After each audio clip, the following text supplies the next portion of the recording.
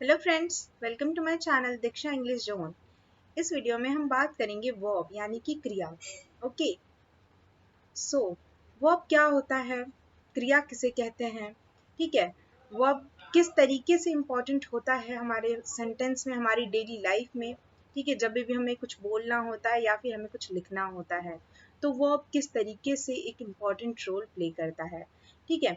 अगर आपने वर्ब से पहले नाउन, प्रोनाउन और एडजेक्टिव की वीडियो नहीं देखी है तो सबसे पहले नाउन, प्रोनाउन और एडजेक्टिव की वीडियो देख लो, उसके बाद आप वर्ब को देखोगे तो और भी अच्छे समझ में आएगा। ओके, देखो, सब्जेक्ट हमारा एक सिंपल सेंटेंस किससे बनता है?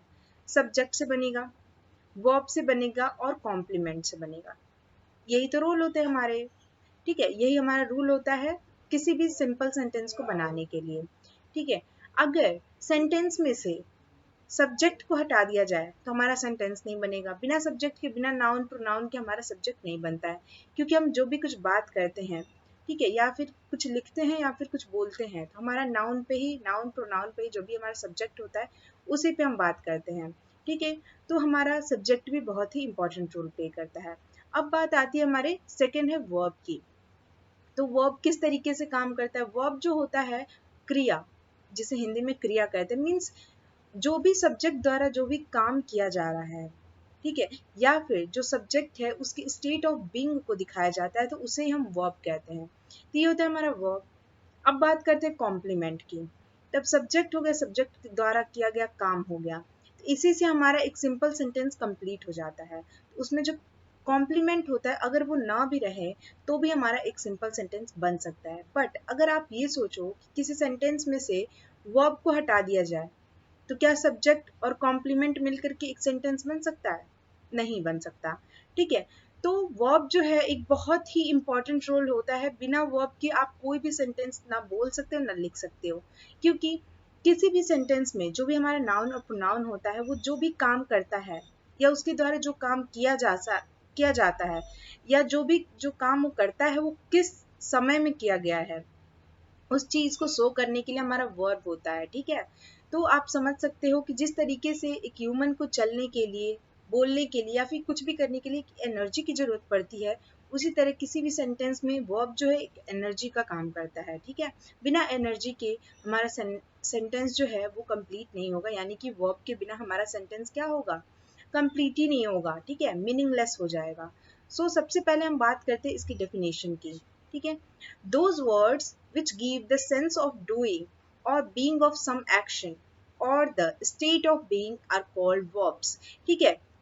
ठीक है, तो क्या होता है हमारा those words which give the sense of doing means ऐसे वर्ड्स जो हमारे किसी भी काम के करने, डूइंग, और बीइंग ऑफ सम एक्शन, करने या होने का बोध कराते, मीन्स कोई भी काम के होने का या फिर कोई भी काम के करने का बोध कराते हैं, तो उन्हें हम वर्ब कहते हैं। और the state of being are called verbs. और वर्ब जो है स्टेट ऑफ बीइंग को भी दिखाता है, मीन्स जो भी हम काम करते हैं, कोई भी काम है, जैसे ये नहीं है कि हम कोई वर्क ही करते तो हमारा काम होता है। जैसे हम हंसते हैं वो भी एक काम है, बोलते हैं वो भी हम हमारा एक काम है, हम चलते हैं, कूदते हैं, जंप करते हैं, जो भी कुछ करते हैं, कुछ भी हम करते हैं तो वो हमारा क्या होता है? काम ही होता है हमारा, ठीक है। हमारे बॉडी द्वारा क्या की जा रही है? एक्शन है हमारे बॉडी के द्वारा, ठीक है।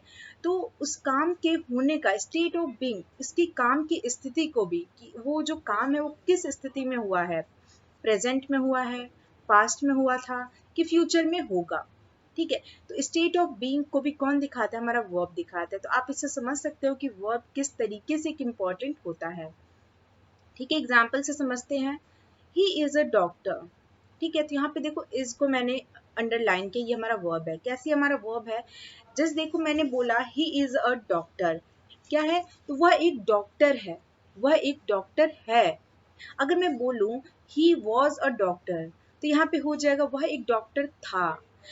और मैं बोलूं यहाँ पे he will be a doctor, तो वह एक डॉक्टर होगा, मीन्स अभी हुआ नहीं है, होगा, इन फ्यूचर में होगा।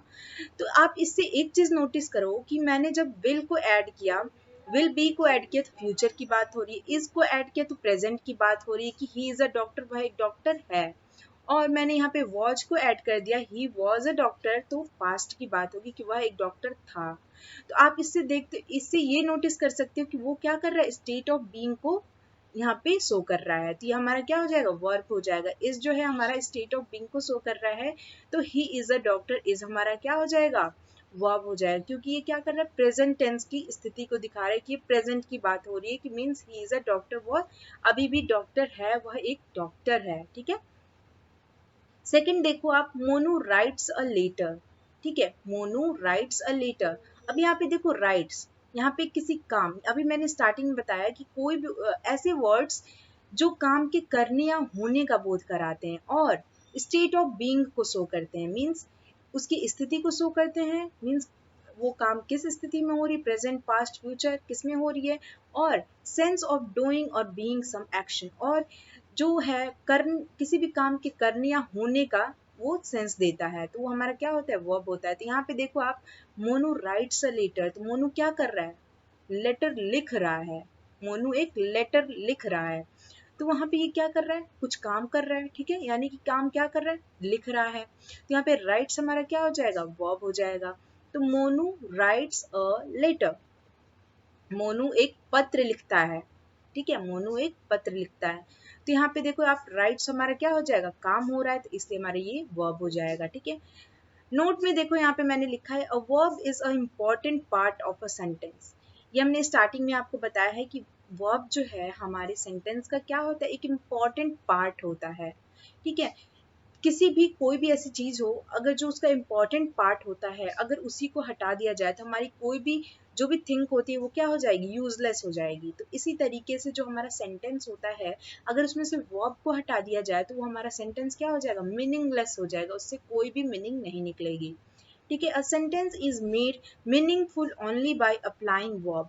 तो आप यहाँ पे अभी देखो, अभी मैंने बताया कि सेंटेंस के अंदर जो है अगर वर्ब को अप्लाई किया जाता है, made meaningful only by applying verb, verb केवल वर्ब को ही अप्लाई करने से, किसी भी सब्जेक्ट के साथ आप केवल वर्ब को अगर अप्लाई कर दोगे तो वो क्या हो जाएगा, मीनिंगफुल हो जाएगा, उसमें कॉम्प्लीमेंट आपको ऐड करने की जरूरत नहीं पड़ेगी। अगर आपको क्या होगा, एक वर्ब, अगर आप एक सब्जेक्ट के साथ वर्ब भी ऐड करोगे तो भी उससे एक मीनिंग निकलेगा। ठीक है, तो हमारा जो वर्ब होता है, केवल वर्ब को ही ऐड करने से हमारा जो क्या होता है, सेंटेंस एक मीनिंगफुल बन जाता है। That is, no sentence is meaningful without verb.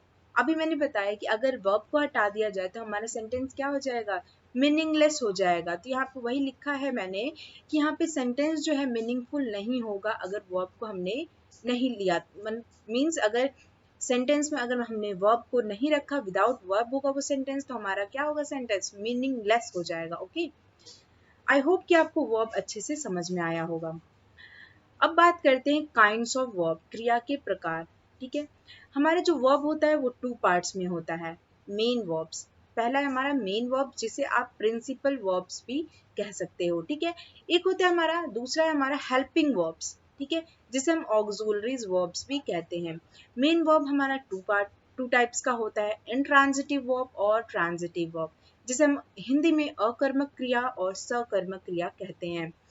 Helping verb जो है वो भी टू टाइप्स के होते हैं, प्राइमरी ऑक्सिलरीज और मॉडल ऑक्सिलरीज। प्राइमरी ऑक्सिलरीज को हिंदी में मुख्य सहायक क्रिया कहते हैं और मॉडल ऑक्सिलरीज को रूपांतक क्रिया कहते हैं। ओके, नेक्स्ट देखते हैं, अब एक एक करके इन सभी को देखेंगे कि हमारा क्या होता है मेन वर्ब, हमारा हेल्पिंग वर्ब क्या होता है। ठीक है, इसको डिटेल में इसलिए देखा जाता है क्योंकि इससे रिलेटेड आपके क्वेश्चंस आते हैं और आपको वर्ब की पूरी डिटेल में आपको पता होना चाहिए कि किस तरीके से हमारा जो वर्ब है एक बहुत ही इंपॉर्टेंट होता है, कहाँ पे किस तरीके से हम वर्ब्स के फॉर्म का यूज करेंगे। ठीक है, तो यहाँ पे आप देखो, अब हम बात करेंगे मेन वर्ब्स की, जिसे हम प्रिंसिपल वर्ब भी कहते हैं, यानी कि मुख्य क्रिया हिंदी में। ठीक है, those verbs which show the function of the subject in sentence are called main verb। ठीक है, मीन्स ये जो हमारा मेन वर्ब्स होता है वो हमारा क्या कहते हैं, those verbs which show the function of the subject. Means जो सब्जेक्ट होता है वो क्या काम कर रहा है, उस चीज को हमारा मेन वर्ब शो करता है। ठीक है, इन सेंटेंस में जो भी हमारा सब्जेक्ट है वो क्या काम कर रहा है, उस चीज को शो करने का काम हमारा क्या करता है, मेन वर्ब करता है, जिसे हम प्रिंसिपल वर्ब्स कहते हैं। इसीलिए हम इसको मेन वर्ब कहते हैं, यानी कि मुख्य क्रिया कहते हैं, ठीक है। Are called main verbs. For example, Komal reads a book. तो यहाँ पे कोमल क्या है, कोमल रीड्स अ बुक, उसके काम के करने का मीन्स सब्जेक्ट क्या काम कर रहा है उस चीज को यहाँ पे शो किया जाए, तो ये हमारा क्या हो जाएगा, मेन वर्ब्स हो जाएगा, ठीक है। तो कोमल रीड्स अ बुक, कोमल क्या करती है, कोमल एक किताब पढ़ती है, ठीक है। सेकंड देखो, अशोक गोज टू मार्केट। तो यहाँ पे गोज क्या कर रहा है, अशोक के बारे में बता रहा है कि अशोक क्या काम कर रहा है, कि अशोक बाजार जाता है, मीन्स वो बाजार जाता है, उसके काम के करने का को शो किया जा रहा है कि वो क्या काम करता है, कि वो बाजार जाता है। तो यहाँ पे गोज क्या हो जाएगा, मेन वर्ब्स हो जाएगा। जो हमारा मेन वर्ब्स होता है वो कितने पार्ट्स में होता है, 2 पार्ट्स में होता है हमारा, इंट्रांजिटिव और ट्रांजिटिव वर्ब, ठीक है। इंट्रांजिटिव वर्ब क्या होता है, इंट्रांजिटिव वर्ब जिसे हम हिंदी में अकर्मक क्रिया कहते हैं। Those verbs which express their complete meaning are called intransitive verb, ठीक है। मीन्स अगर आप देखो यहाँ पे those verbs which express their complete meaning, यहाँ पे जो ये verbs होते हैं वो अपना जो मीनिंग है वो खुद से ही अपनी पूरी कंप्लीट एक मीनिंग निकलती है उस सेंटेंस में। मीन्स इस वर्ब्स के लिए, इस वर्ब को कंप्लीट करने के लिए, इसकी मीनिंग को कंप्लीट करने के लिए किसी अदर ऑब्जेक्ट्स की यहाँ पे जरूरत नहीं पड़ती है, तो इन्हें हम इंट्रांजिटिव वर्ब कहते हैं। मीन्स ये जो वर्ब्स होते हैं केवल जो सब्जेक्ट होता है उन्हीं पे डिपेंड होते हैं, ये किसी ऑब्जेक्ट पे डिपेंड नहीं होते हैं। मीन्स जो सब अभी मैंने स्टार्टिंग में आपको बताया है कि कोई भी सेंटेंस होता है वो सब्जेक्ट, वर्ब और कॉम्प्लीमेंट से बना होता है। तो अगर हम सब्जेक्ट और वर्ब्स को ऐड करें तो भी हमारा एक सेंटेंस मीनिंगफुल बन जाता है। तो यहाँ पे देखो, आप किसी भी ऑब्जेक्ट का मैंने यूज नहीं किया, किसी भी कॉम्प्लीमेंट, कोई भी कॉम्प्लीमेंट यहाँ पे ऐड नहीं किया है, तो भी यहाँ पे देखो, ये जो केवल हमने सब्जेक्ट को और वर्ब को ऐड किया है तो ही यहाँ पे एक मीनिंगफुल जो सेंटेंस है वो बन के आ रहा है। जैसे मैंने बोला, कृष्णा प्लेज, कृष्णा क्या करता है, खेलता है, कृष्णा खेलता है। तो इससे आपको एक सेंस निकल रहा है कि क्या कृष्णा क्या करता है, खेलता है। तो खेलता है, तो इससे क्या हो रहा है कि सब्जेक्ट और वर्ब का ही यूज करके एक मीनिंगफुल हम सेंटेंस बनाते हैं। तो इसे हम कहते हैं intransitive verb. Means intransitive verb वो होते हैं जो जिसमें किसी भी ऑब्जेक्ट की कोई भी जरूरत नहीं पड़ती, इसमें कोई भी ऑब्जेक्ट की कोई इंपॉर्टेंस नहीं होती, वो सब्जेक्ट पर डिपेंड होता है, किसी ऑब्जेक्ट पे नहीं। तो ऐसे सेंटेंस को हम इंट्रांजिटिव वर्ब, मीन्स ऐसे वर्ब्स को हम इंट्रांजिटिव वर्ब्स कहते हैं, ठीक है। नेक्स्ट आप एग्जाम्पल देखो, रमन स्लीप्स। तो रमन क्या करता है, रमन सोता है, रमन स्लीप्स, रमन सोता है। तो यहाँ पे ये हमारा स्लीप्स जो है इंट्रांजिटिव वर्ब को शो कर रहा है, ठीक है। नेक्स्ट है हमारा ट्रांजिटिव वर्ब, यानी कि सकर्मक क्रिया। ट्रांजिटिव वर्ब में क्या होता है, when an object is required along with a verb to make a sentence meaningful, it is called a transitive verb. Transitive verb वो होता है, जैसे कि इंट्रांजिटिव वर्ब में वो जो वर्ब होता है वो केवल सब्जेक्ट पर ही डिपेंड होता है। तो ट्रांजिटिव वर्ब में जो होता है, वर्ब जो होता है बिना ऑब्जेक्ट के वो एक मीनिंग नहीं देता है। मीन्स वो अगर उसमें कोई ऑब्जेक्ट ना ऐड किया जाए तो उससे कोई मीनिंग नहीं निकलता है। तो उसको हम क्या कहते हैं, मीन्स उसमें ऑब्जेक्ट को ऐड करना ही पड़ता है तभी उसकी एक मीनिंग निकलेगी। तो इसलिए ऐसे सेंटेंस को ट्रांजिटिव वर्ब्स कहते हैं। मीन्स ऐसे वर्ड को जो कि केवल ऑब्जेक्ट, अगर सब्जेक्ट पर ही डिपेंड होता है, ऐसे वर्ड जो अगर केवल सब्जेक्ट पे डिपेंड होते हैं तो उससे कोई मीनिंग नहीं निकलता है। उनको मीन्स उसको मीनिंगफुल बनाने के लिए उस वर्ब को एक ऑब्जेक्ट की जरूरत पड़ती है, किसी न किसी ऑब्जेक्ट की जरूरत पड़ती है। तो उससे हम उन वर्ब्स को हम ट्रांजिटिव वर्ब्स कहते हैं, जो वर्ब्स किस पे, ऑब्जेक्ट पर भी डिपेंड होते हैं, सब्जेक्ट और ऑब्जेक्ट दोनों पर डिपेंड होते हैं। तो उन वर्ब्स को हम ट्रांजिटिव वर्ब्स कहते हैं, ठीक है। ऐसे वर्ब्स जो केवल सब्जेक्ट पे डिपेंड होते हैं उन्हें हम इंट्रांजिटिव कहते हैं, और ऐसे वर्ब्स जो सब्जेक्ट और ऑब्जेक्ट दोनों पर डिपेंड होते हैं तो उन्हें हम ट्रांजिटिव वर्ब कहते हैं। आई होप कि आपको इन दोनों में डिफरेंस पता चल गया होगा, ओके। सो इसकी डेफिनेशन से आपको पता चल रहा होगा। फॉर एग्जाम्पल से आप और भी अच्छे समझोगे। देखो, फर्स्ट एग्जाम्पल हमारे ये कह रहा है, वी इंजॉयड द मूवी। यहाँ पे हमने क्या किया, मूवी को एंजॉय किया। तो हमने मूवी को एंजॉय किया, तो यहाँ पे अगर मैं बोलूँ हमने एंजॉय किया, तो मैं यहाँ पे बोलूँगी हमने एंजॉय किया। तो कोई भी क्वेश्चन पूछेगा कि क्या एंजॉय किया, ठीक है, आपने क्या एंजॉय किया, तो इसमें एक ऑब्जेक्ट की जरूरत पड़ रही है। बिना ऑब्जेक्ट के मीनिंगफुल नहीं है। वो सामने वाला जो पर्सन है वो आपकी बातों को नहीं समझ में पा रहा है कि वो क्या आप बोल रहे हो कि हमने एंजॉय किया। तो वो पूछेगा कि क्या एंजॉय किया, तो आप बोलोगे वी एंजॉयड द मूवी, हमने मूवी को एंजॉय किया। ठीक है, तो यहाँ पे क्या हो रहा है, एंजॉय जो है वर्ब जो है ये सब्जेक्ट और ऑब्जेक्ट दोनों पर डिपेंड हो रहा है। ठीक है, तो ये हमारा वर्ब क्या हो जाएगा, ट्रांजिटिव वर्ब हो जाएगा। सेकेंड एग्जाम्पल आप देखो, राखी सिंग्स अ सॉन्ग। ठीक है, यहाँ पे देखो राखी सिंग्स अ सॉन्ग, इसका जो मीनिंग है वो भी ऑब्जेक्ट और सब्जेक्ट दोनों पे डिपेंड हो रहा है कि राखी गाना गाती है। ठीक है, तो अगर मैं यहाँ पे बोलूं राखी गाना गाती है, तो राखी एक गाना गाती है। तो अगर मैं बोलूं राखी एक गाना क्या करती है, राखी एक गाना, तो यहाँ पे मैं अगर बोलूं राखी एक गाना, तो मैं अगर बोलूं कि राखी एक गाना गाती है, सिंग्स, तो यहाँ पे क्या क्या हो रहा है, ये केवल सब्जेक्ट पे डिपेंड हो रहा है, तो इससे कोई भी मीनिंग नहीं निकल रहा है। इसके लिए एक ऑब्जेक्ट की जरूरत पड़ रही है कि अ सॉन्ग, सिंग्स की जरूरत पड़ रही है, मीन्स अ सॉन्ग की जरूरत, सिंग्स के साथ वर्ब्स के साथ अ सॉन्ग की जरूरत पड़ रही है। राखी सिंग्स, राखी गाती है, तो क्या गाती है, एक गाना गाती है, गाना। ठीक है, अ सॉन्ग, तो राखी सिंग्स अ सॉन्ग, राखी एक गाना गाती है। ठीक है, आई होप कि आपको ये जो हमारा ट्रांजिटिव और इंट्रांजिटिव है वो आपको अच्छे समझ में आया होगा। मेन जो वर्ब है हमारा वो आपको अच्छे समझ में आएगा, उनके दोनों टाइप्स समझ में आए होंगे। अगर कोई भी कंफ्यूजन होता है तो आप मुझे कमेंट में बता सकते हो। ओके, नेक्स्ट है हमारा हेल्पिंग वर्ब्स, जिसे हम ऑक्सिलरीज वर्ब्स भी कहते हैं। हिंदी में इसे सहायक क्रिया कहा जाता है। ठीक है, those verbs which help in making the sentence meaningful when used with principal verb are called auxiliaries verbs.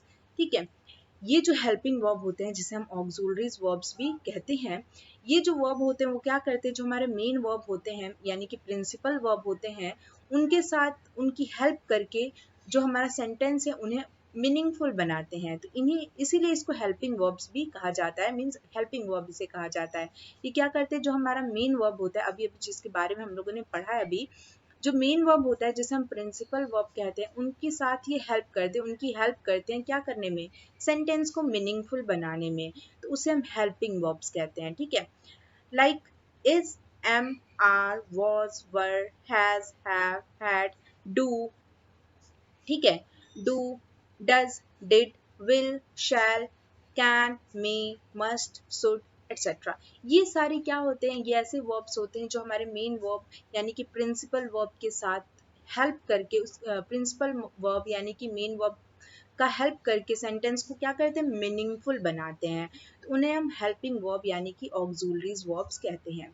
For example, I am reading a book, I am, तो यहाँ पे देखो एम का यूज करके हमने क्या किया है कि इस सेंटेंस को मीनिंगफुल बनाया है कि मैं एक किताब पढ़ रहा हूँ।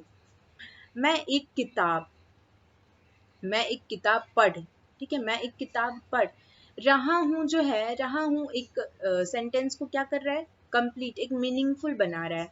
रहा हूँ के लिए हमने क्या लगाया है, हूँ का सेंस आता है, एम का यूज किया। मैं एक किताब पढ़ रहा, मैं एक किताब पढ़ रहा, अगर मैंने ऐसे बोला तो उसका कोई सेंस नहीं निकल रहा है, तो मैंने एम का यूज किया है, तो इससे क्या हो रहा है, एक कंप्लीट मीनिंग निकल रही है सेंटेंस में कि मैं एक किताब पढ़ रहा हूँ। ठीक है, तो यहाँ पे एम का मैंने यूज किया इस सेंटेंस को मीनिंगफुल बनाने के लिए। एक मीनिंगफुल सेंटेंस बनाने के लिए हमारा क्या कर रहा है, जो हमारा मेन वर्ब है रीडिंग, उसकी हेल्प कर रहा है। तो ये हमारा क्या हो गया, हेल्पिंग वर्ब यानी कि ऑक्सिलरीज वर्ब। ठीक है, सेकंड देखो, she was going to the market.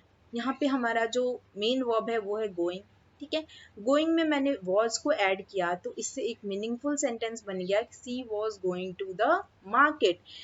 ठीक है, तो यहाँ पे वॉज लगाने से हमारा एक मीनिंगफुल सेंटेंस बन के ये होता है कि वह बाजार जा रही थी। यहाँ पे वह बाजार जा रही थी, तो जो थी लगता है वो हमारे मीनिंगफुल को हमारे सेंटेंस को मीनिंगफुल बना रहा है कि वो बाजार गई थी। ठीक है, तो यहाँ पे जो वॉज है, ये जो हमारे हेल्पिंग वर्ब्स होते हैं वो हमारे मेन वर्ब्स की हेल्प करते हैं किसी भी सेंटेंस को मीनिंगफुल बनाने के लिए, कि वह बाजार जा रही थी, ठीक है, वह बाजार जा रही थी, ठीक है, गोइंग है, ठीक है, रही थी, कंटिन्यूअस आ जाता है तो यहाँ पे she was going to the market. There are two types of helping verbs. हमारे जो हेल्पिंग वर्ब्स होते हैं वो टू टाइप्स के होते हैं। एक होता है हमारा प्राइमरी ऑक्सिलरीज और दूसरा होता है हमारा मॉडल ऑक्सिलरीज। देखते हैं हमारा प्राइमरी ऑक्सिलरीज का क्या होता है, जिसे हम हिंदी में प्राथमिक सहायक क्रिया कहते हैं, ठीक है। Those verbs which are used with main verbs help in revealing their tenses. They are called primary auxiliaries. Under this, different forms of be, have and do are used. देखो, जो हमारा प्राइमरी ऑक्सिलरीज होता है वो क्या करता है, ये वर्ब्स क्या करते हैं, हमारे जो मेन वर्ब्स होते हैं, मेन वर्ब्स की हेल्प करते हैं क्या करने में, टेंस को रिवीलिंग करने। मीन्स टेंस जो होता है हमारी, टेंस हमारे थ्री टाइप्स के होते हैं, प्रेजेंट, पास्ट, फ्यूचर। प्रेजेंट में क्या होता है, हमारा जो प्रेजेंट में हो रहा है, अभी जो हम कर रहे हैं उस चीज को दिखाता है। पास्ट हमारा क्या करता है, बीते हुए कोई भी काम हमारा हुआ, बीता हुआ कोई भी ऐसा काम हुआ उस चीज को शो करता है। और जो हमारा फ्यूचर है, आने वाले टाइम को शो करता है। तो हमारा टेंसेस को शो करते हैं। हमारा जो प्राइमरी ऑक्सिलरीज होते हैं वो मेन वर्ब्स की हेल्प करते हैं क्या करने में, उसके टेंसेस को शो करने में। They are called primary auxiliaries, तो वो हमारे प्राइमरी ऑक्सिलरीज कहलाते हैं। तो इनके अंडर में क्या कौन कौन से, हमारे जो बी है, बी के सभी फॉर्म्स का यूज किया जाता है, हैव के सभी फॉर्म्स का यूज किया जाता है और डू के सभी फॉर्म्स का यूज किया जाता है। क्या करने में, किसी भी मेन वर्ब्स को ये दिखाने में कि वो किस टेंस में है, प्रेजेंट में है, पास्ट में और फ्यूचर में है। इस चीज को दिखाने के लिए हम प्राइमरी ऑक्सिलरीज को यूज करते हैं। जो हमारे प्राइमरी ऑक्सिलरीज होते हैं उनका हम यूज करते हैं। तो सबसे पहले हम बी के फॉर्म्स को देखेंगे कि बी का फॉर्म क्या होता है। यूज ऑफ बी, बी का जो जितने भी फॉर्म होते हैं उसका हम कैसे यूज करते हैं। तो बी के जो फॉर्म होते हैं वो होते हैं is, am, are, was and were, ठीक है। तो ये होते हैं हमारे बी के फॉर्म्स। इनका यूज कैसे करते हैं, forms of be are is, am, are, was, were, be, being. ये हमारे क्या होते हैं, बी के फॉर्म्स होते हैं। Which are used with main verb, जो हमारे मेन वर्ब्स के साथ यूज होते हैं to form continuous tense and passive voice. ये क्या करते हैं, वर्ब्स के साथ, मेन वर्ब्स के साथ ऐड होकर के क्या बनाते हैं, कंटिन्यूअस टेंसेस को शो करते हैं और पैसिव वॉइस को शो करते हैं, ठीक है।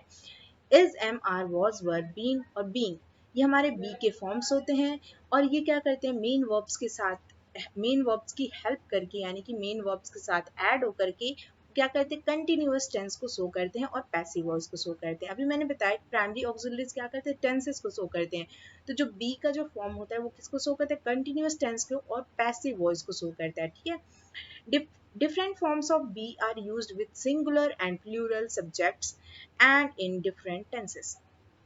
जो हमारे बी के फॉर्म्स होते हैं, जितने भी जो भी अलग अलग हमारे बी के फॉर्म्स होते हैं वो क्या करते हैं, सिंगुलर सब्जेक्ट हो या फिर प्लूरल सब्जेक्ट हो, दोनों के साथ हमारा इसके साथ यूज करके हमारे सेंटेंस को कंप्लीट बनाते हैं एंड इन डिफरेंट टेंसेस, और टेंसेस के साथ यूज होकर के, ठीक है। For example, Rahul is playing football, तो यहाँ पे हमने इज का यूज किया है। जो बी का जो हमारा फॉर्म है इज, उसका हमने यूज करके ये दिखाया है कि Rahul is playing football, Rahul क्या करता है, फुटबॉल खेल रहा है। तो कंटिन्यूअस टेंस को, कंटिन्यूअस मीन्स ये होता है कि कोई भी काम कंटिन्यू है, मीन्स वो चल रही है, ठीक है। तो Rahul is playing football, Rahul क्या कर रहा है, फुटबॉल खेल रहा है। तो फुटबॉल खेल रहा है, कंटिन्यूअस टेंस को शो करने के लिए हमने बी के फॉर्म का यूज किया इज, ठीक है। तो Rahul is playing football. Second example देखो क्या शो कर रहा है, दे आर प्लेइंग क्रिकेट, वे क्या करें, क्रिकेट खेल रहे हैं, दे आर प्लेइंग क्रिकेट। तो यहाँ पे देखो आप, दे आर प्लेइंग क्रिकेट क्या कर रहा है, कंटिन्यूअस टेंस को शो कर रहा है। तो दे आर प्लेइंग क्रिकेट, वे क्रिकेट खेल रहे हैं, ठीक है। तो आर जो है हमारा कंटिन्यूअस टेंस को शो कर रहा है, तो ये हमारा क्या हो जाएगा, बी के फॉर्म्स को शो कर रहा है, यानी कि ऑक्सिलरीज, यानी हमारे प्राइमरी ऑक्सिलरीज को शो कर रहा है, ठीक है। नोट में देखो मैंने क्या लिखा है, when is, am, are, was, were are used as main verbs, they are called linking verbs। अगर आपने हमारी एडजेक्टिव की वीडियो देखी होगी तो मैंने उसमें लिंकिंग वर्ब्स का जिक्र किया होगा, ठीक है। तो जो हमारे मेन वर्ब होते हैं, अगर मेन वर्ब्स की when is, am, are, was, were are used as main verb, और जब ये जो बी के फॉर्म है इज, एम, आर, वॉज, वर, ये जब मेन वर्ब की तरह एक किसी भी सेंटेंस में यूज होते हैं, मीन्स अगर किसी भी सेंटेंस में मेन जो वर्ब है, ये जो प्लेइंग है, इसमें भी जो प्लेइंग है, जो मेन वर्ब हमारा होता है यानी प्रिंसिपल वर्ब होता है, उसकी प्लेस पे अगर वो ना दिया हो किसी भी सेंटेंस में और वहां पे इज, एम, आर, वॉज, वर दिया हो, तो इज, एम, आर, वॉज, वर जो है एक मेन वर्ब की तरह वहां पे परफॉर्म करते हैं, एक्ट करते हैं, तो वहां पे उसे हम लिंकिंग वर्ब कहते हैं। And when they are used as helping verbs, अगर इसको हेल्पिंग वर्ब की तरह यूज किया जाए तो हमारे क्या कहलाते हैं, ऑक्सिलरीज वर्ब यानी कि प्राइमरी वर्ब्स। ठीक है, तो यहाँ पे देखो, यहाँ पे मैंने इसको हेल्प यानी कि ये जो मेन वर्ब है इसकी हेल्प के लिए इसका यूज किया, तो हमारा क्या कहलाएगा, प्राइमरी ऑक्सिलरीज कहलाएगा। ठीक है, प्राइमरी वर्ब्स कहलाएगा। तो यहाँ पे आप देखो, और जब यहाँ पे नोट में मैंने यही लिखा है कि जब ये किसी भी सेंटेंस में मेन वर्ब ना दिया हो, इज दिया हो, तो वहां पे इज जो है क्या करेगा, एक मेन वर्ब की तरह वहां पे एक्ट करेगा, तो उसे हम लिंकिंग वर्ब्स कहेंगे। ठीक है, जब यहाँ पे मेन वर्ब नहीं होगा तो उसे हम लिंकिंग वर्ब कहेंगे। ठीक है, और जब ये मेन वर्ब की हेल्प करेगा, हेल्प करने के लिए यूज होगा, तो उसे हम क्या कहेंगे, ऑक्सिलरीज वर्ब्स कहेंगे। ठीक है, देखो अब कंटिन्यूअस टेंस में कैसे ये बी का हम यूज करते हैं उसको देख लेते हैं एग्जाम्पल से। ठीक है, कंटिन्यूअस टेंस में बी का यूज। ठीक है, एग्जाम्पल्स देख लेते हैं। एग्जाम्पल है हमारा, you are going to Agra. तो यहाँ पे देखो, आप यहाँ पे कंटिन्यूअस टेंस को दिखा रहा है कि you are going to Agra. तो गोइंग जो है हमारा कंटिन्यूअस को शो कर रहा है कि आप आगरा जा रहे हैं। You are going to Agra, आप आगरा जा रहे हैं। ठीक है, he was playing with his friends, वह क्या हो रहा है, वह अपने दोस्तों के साथ क्या कर रहा है, खेल रहा था। वह अपने दोस्तों के साथ खेल रहा था। अभी मीन्स अभी अभी तुरंत अभी वो काम हुआ है कि मीन्स वो अपने दोस्तों के साथ खेल रहा था। पास्ट कंटिन्यूअस टेंस की बात हो रही है कि वह अपने दोस्तों के साथ खेल रहा था। ठीक है, तो यहाँ पे भी कंटिन्यूअस टेंस को शो कर रहा है, तो ये हमारा क्या हो जाएगा, प्राइमरी ऑक्सिलरीज यानी कि वॉज जो है हमारा मीन्स प्लेइंग जो है हमारा क्या कर रहा है, कंटिन्यूअस टेंस को शो कर रहा है। ठीक है, पैसिव वॉइस में बी का यूज कैसे करेंगे।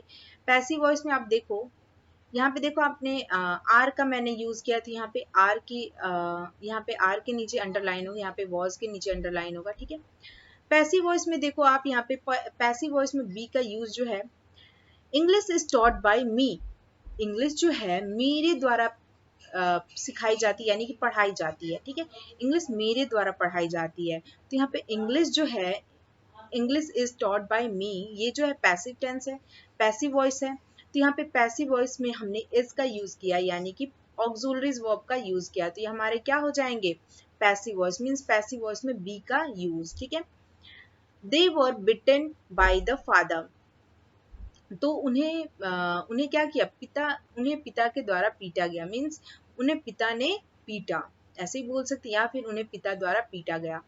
तो दे वर बिटन बाय द फादर, तो वर क्या कर रहा है, हमारा प्राइमरी ऑक्सिलरी को शो कर रहा है। ठीक है, तो ये हमारा क्या हो जाएगा, पैसिव वॉइस हो जाएगा। ठीक है, ओके, तो आई होप आपको ये कंटिन्यूअस जो प्राइमरी ऑक्सिलरीज है हमारा कंटिन्यूअस टेंस में यूज होता है और पैसिव वॉइस के साथ यूज होता है। जो हमारा प्राइमरी ऑक्सिलरीज होता है, प्राइमरी ऑक्सिलरीज का जो बी का जो फॉर्म होता है वो किसके साथ यूज होता है, कंटिन्यूअस और हमारा पैसिव वॉइस के साथ यूज होता है। ठीक है, तो यहाँ पे आप देखो, अगर यहाँ पे बाय मिस्टेक हो गया तो आप ऐसे देख सकते हो, यहाँ पे ये जो है हमारा, ठीक है, इस पे होगा, ये बाय मिस्टेक हो गया है तो ये हमारा नहीं होगा, यहाँ पे आर को मैंने शो किया है। ठीक है, बाय मिस्टेक गोइंग पे हो गया है, यहाँ पे वॉज पे अंडरलाइन होगा, प्लेइंग पे नहीं होगा। ओके, सो इसको ऑफ कर देते हैं। ठीक है, तो आप यहाँ पे देखो, अब बात करते हैं यूज ऑफ हैव। हैव के जो फॉर्म्स होते हैं उनका यूज कैसे करते हैं हम, तो हैज, हैव एंड हैड, ये हमारे हैव के फॉर्म होते हैं। ठीक है, ठीक है, जो हमारे हैव के जो फॉर्म होते हैं, the form of have are has and had, तो हमारे हैव के जो फॉर्म होते हैं वो कौन होते हैं, हैज और हैड। हैव तो ऑलरेडी है, तो हैव के हमारे फॉर्म क्या होते हैं, हैज और हैड होते हैं। ठीक है, which are used with the main verb, जो हमारे मेन वर्ब के साथ यूज होते हैं to form the perfect tense, perfect tense बनाने के लिए। The different forms of have are used with singular and plural subject and in different tenses. जो हमारे have के जो forms होते हैं वो भी हमारे singular और plural subject के साथ use होते हैं और different tenses के साथ, ठीक है। तो मेन यही है कि हमारा जो हैव के जो फॉर्म्स है वो किसके साथ यूज होते हैं, आप ये ध्यान रखो, परफेक्ट टेंस के साथ यूज होते हैं, ठीक है। फॉर एग्जाम्पल देखो, she has gone to the office, वह ऑफिस जा चुकी है। परफेक्ट टेंस की बात हो रही है कि वह ऑफिस जा चुकी है, ठीक है। तो she has gone to the office, यहाँ पे प्रेजेंट परफेक्ट टेंस को यूज किया जा रहा है कि she has gone to the office, ठीक है, वह ऑफिस जा चुकी है, ठीक है। नेक्स्ट देखो आप, they have done it, they have done it, उन्होंने किया है, दे हैव डन इट, उन्होंने किया है, ठीक है। तो यहाँ पे हैव जो है हमारा किसको शो कर रहा है, परफेक्ट टेंस को शो कर रहा है, तो दे हैव डन इट, उन्होंने किया है, ठीक है।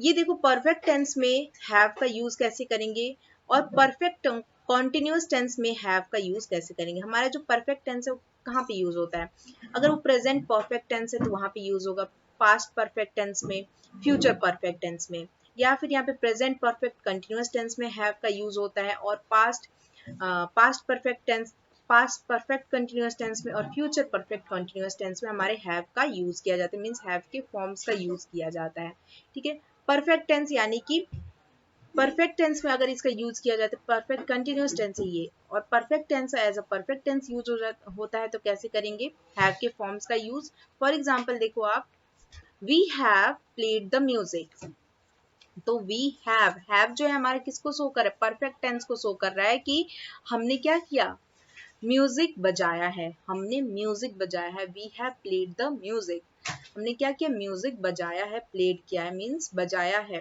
ठीक है। सेकंड देखो, he has gone to the market, वह बाजार गया है, मींस वह मार्केट गया है, तो he has gone to the market.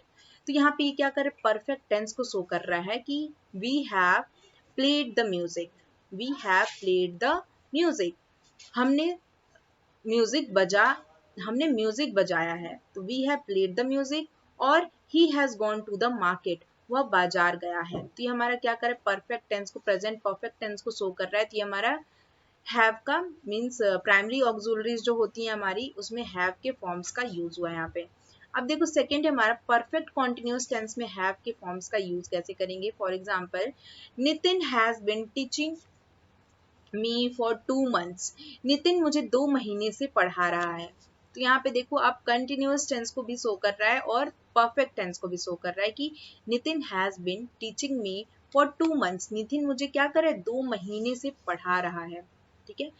2 महीने से वो मुझे क्या कर रहा है, पढ़ा रहा है, तो has been teaching me for 2 months, ठीक है। तो यहाँ पे ये परफेक्ट टेंस में, परफेक्ट कॉन्टिन्यूअस टेंस में हैव का यूज ऐसे करेंगे कि Nitin has been teaching me for 2 months, ठीक है। यहाँ पे कंटिन्यूटी को भी शो कर रहा है और हमारा परफेक्ट टेंस को भी शो कर रहा है, हैज जो है, ठीक है। तो हैज वो अब हमारा किस में हो रहा है, परफेक्ट कंटिन्यूअस टेंस में भी। सेकेंड अब देखो, Malik had been reading the novel since 1919, Malik जो है 1919 से क्या कर रहे, नोवेल पढ़ रहे थे।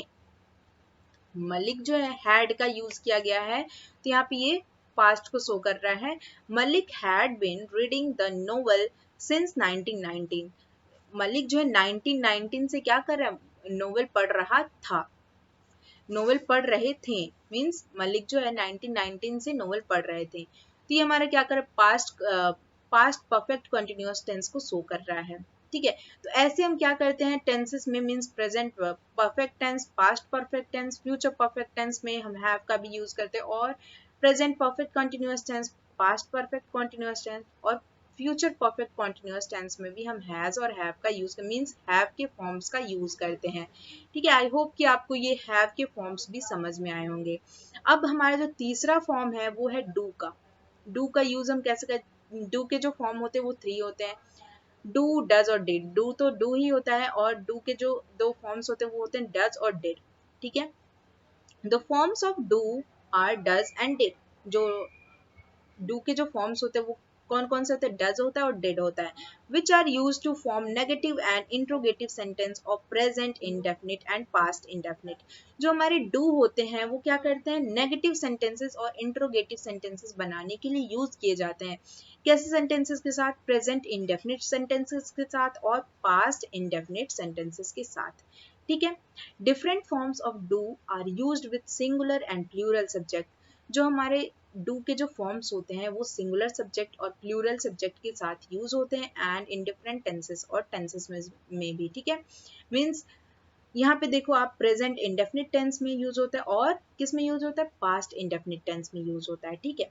फॉर एग्जाम्पल से आप और भी अच्छे से समझोगे, I do not run fast.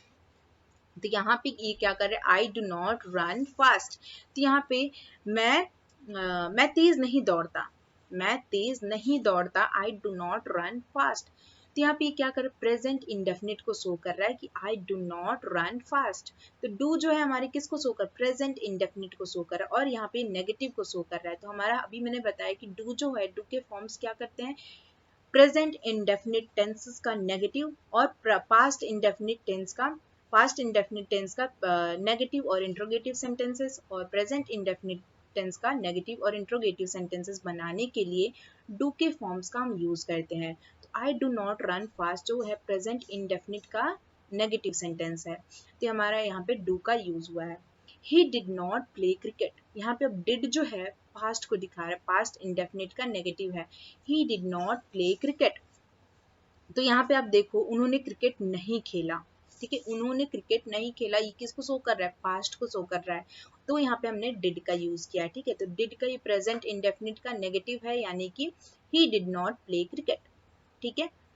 Present indefinite tense में डू का यूज कैसे करेंगे और पास्ट इंडेफिनिट टेंस में डू का यूज कैसे करेंगे, आप इसको एग्जांपल से अलग अलग जब रहेगा तो इसको और भी अच्छे से समझोगे कि प्रेजेंट इंडेफिनिट टेंस में उसके नेगेटिव और इंट्रोगेटिव सेंटेंसेस कैसे होंगे और पास्ट इंडेफिनिट टेंस में डू का यूज नेगेटिव और इंट्रोगेटिव सेंटेंसेस कैसे होंगे। फॉर एग्जाम्पल देखो आप, यहाँ पे फर्स्ट है हमारा he does not play guitar.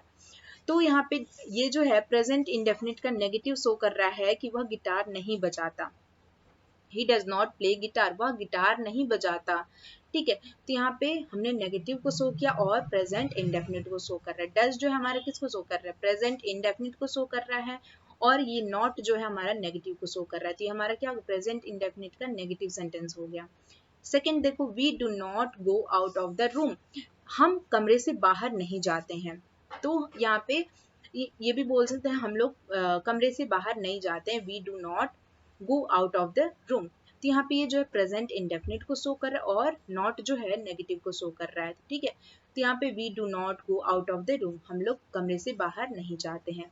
अब वही देखो प्रेजेंट इंडेफिनिट का इंट्रोगेटिव सेंटेंसेस कैसे बनाएंगे हम। तो डज ही बिलीव मी, यहाँ पे क्वेश्चन पूछा जा रहा है, इंट्रोगेटिव हो गया हमारा। तो डज ही बिलीव मी, क्या वह मुझ पे बिलीव करता है, क्या वो मुझ पे विश्वास करता है, बिलीव करता है। तो does he believe me, as a मैं क्वेश्चन पूछ रही हूँ कि क्या वह मुझ पे बिलीव करता है, क्या आप मुझ पे बिलीव करते हैं। डू यू बिलीव मी, तो यहाँ पे हम डू यू, क्या आप मुझ पे बिलीव करते हैं, डू यू बिलीव मी, या फिर क्या वह मुझ पे बिलीव करता है, तो डज ही बिलीव मी। तो यहाँ पे डज जो है क्या कर रहा है, एज अ क्वेश्चन करने के लिए यूज हो रहा है और प्रेजेंट डज जो है हमारा प्रेजेंट इंडेफिनिट को शो कर रहा है, ठीक है। तो यहाँ पे एज अ क्वेश्चन हो रहा है और प्रेजेंट को शो कर रहा है। तो ये हमारा क्या हो जाएगा, प्राइमरी ऑक्सिलरीज को शो कर रहा है, यानी कि डू के फॉर्म्स को शो कर रहा है, ठीक है। सेकेंड देखो, do you make a noise. Do you make a noise, क्या आप शोर करते हैं, do you make a noise, क्या आप शोर करते हैं। तो यहाँ पे डू जो है हमारा प्रेजेंट को शो कर रहा है और क्वेश्चन है, क्वेश्चन मार्क है, तो हमारा इंट्रोगेटिव को शो कर रहा है। आई होप कि आपको ये प्रेजेंट इंडेफिनिट टेंस का नेगेटिव और इंट्रोगेटिव समझ में आया हो कि डू का यूज कैसे करेंगे, ठीक है। सेकेंड अब देखो, पास्ट इंडेफिनिट टेंस में डू के फॉर्म्स का यूज कैसे करेंगे नेगेटिव और इंट्रोगेटिव सेंटेंसेस को बनाने में, ठीक है। अरुण डिड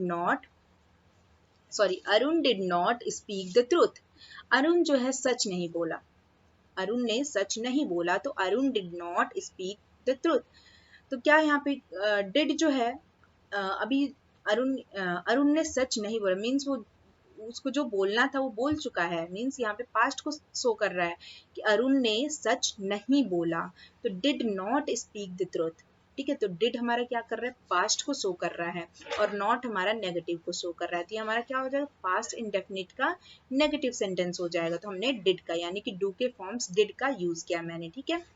नेक्स्ट देखो यहाँ पे, नेक्स्ट एग्जाम्पल है हमारा, they did not take tea.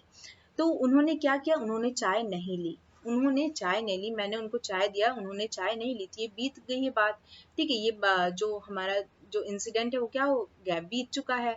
तो हमारा इसको हम कहेंगे दे डिड नॉट, पास्ट को शो कर रहा है, तो they did not take tea. तो नॉट हमारा नेगेटिव को शो कर रहा है, और डिड जो है हमारा पास्ट को शो कर रहा है। तो they did not take tea, उन्होंने चाय नहीं ली, ठीक है। तो ऐसे हम प्रेजेंट पास्ट इंडेफिनिट में डू के फॉर्म का यूज करेंगे, ठीक है, एज अ नेगेटिव सेंटेंस बनाने के लिए। अब देखो यहाँ पे क्वेश्चन यानी कि इंट्रोगेटिव सेंटेंसेस कैसे बनाएंगे। Did she go to school, क्या वह स्कूल गई थी। Did she go to school, क्या वह स्कूल गई थी। तो यहाँ पे हमने एज अ क्वेश्चन करने के लिए डू के फॉर्म का डिड का यानी कि डू के फॉर्म्स यानी डिड का यूज किया मैंने। Did she go to school यानी कि पास्ट इंडेफिनिट में मैंने एज अ क्वेश्चन करने के लिए यूज किया है कि क्या वह स्कूल गई थी, ठीक है। तो डिड है हमारा पास्ट को शो कर रहा है, और क्वेश्चन मार्क हमारा क्या कर रहा है, इंट्रोगेटिव को शो कर रहा है। तो हमारा क्या हो जाएगा, प्राइमरी ऑक्सिलरीज का डू के फॉर्म का हमारा क्या हो जाएगा, नेगेटिव और इंट्रोगेटिव सेंटेंसेस हो जाएंगे, जो हमारे डिड जो है हमारा शो कर रहा है प्राइमरी ऑक्सिलरीज को, ठीक है। सेकेंड देखो आप, did they help you, did they help you, क्या उन्होंने आपकी मदद की। डिड दे हेल्प यू, क्या उन्होंने आपकी, दे मीन्स उन्होंने आपकी मदद की। डिड दे हेल्प यू, तो डिड जो है हमारा पास्ट को शो कर रहा है, और क्वेश्चन मार्क हमारा इंट्रोगेटिव को शो कर रहा है। तो आई होप कि आपको ये डू के फॉर्म्स जो है बी, हैव और डू, ये तीनों जो है आपको समझ में आएंगे। अगर नहीं समझ में आया हो, कुछ भी कोई भी कंफ्यूजन होगा, आप मुझे कमेंट में बताना, ओके। नेक्स्ट अब देखो, अभी तक हम लोगों ने प्राइमरी ऑक्सिलरीज को पढ़ा। अब जो सेकेंड है हमारा, ठीक है, हेल्पिंग वर्ब टू टाइप्स के होते हैं, प्राइमरी ऑक्सिलरीज और मॉडल ऑक्सिलरीज। तो सेकेंड है हमारा मॉडल ऑक्सिलरीज, ठीक है। तो those helping verbs which are used along with the main verb to indicate the mood are called modal auxiliaries. जो हमारा मॉडल ऑक्सिलरीज हो मीन्स, आप ये देखो, दोज हेल्पिंग वर्ब, ऐसे हेल्पिंग वर्ब्स, वर्ब्स क्या करते हैं, काम को शो करते हैं कि काम कैसा काम हम कर रहे हैं, और जो हमारे काम की स्थिति यानी कि स्टेट ऑफ बीइंग है उसको शो करते हैं। तो हमारा जो मॉडल ऑक्सिलरीज होता है, तो ये वे वर्ब्स होते हैं which are used along with the main verb, जो हमारे मेन वर्ब के साथ यूज होते हैं, to indicate the mood are called modal auxiliary. Means mood means कि कोई भी जो काम कर रहा है वो किस मोड में, मीन्स उसके काम करने का तरीका क्या, उसके काम करने का ढंग क्या है, ठीक है। तो मोड मीन्स उसके काम करने का तरीके को जो शो करता है वो मॉडल ऑक्सिलरीज होता है, ठीक है। कि किस तरीके का काम कर रहा है वो, ठीक है, स्मार्टली तरीके से कर रहा है कि ऑनेस्टली तरीके से कर रहा है कि चीटिंग कर रहा है, किस तरीके से किस ढंग से वो अपना काम कर रहा है, इस चीज को शो करने के लिए हम मॉडल ऑक्सिलरीज का यूज करते हैं। इसमें जो हमारे मॉडल ऑक्सिलरीज वो होते हैं can, could, may, might, must, shall या will, should, would, ought means ought to, used to, need, dare, have to, has to, had to, etc. ठीक है।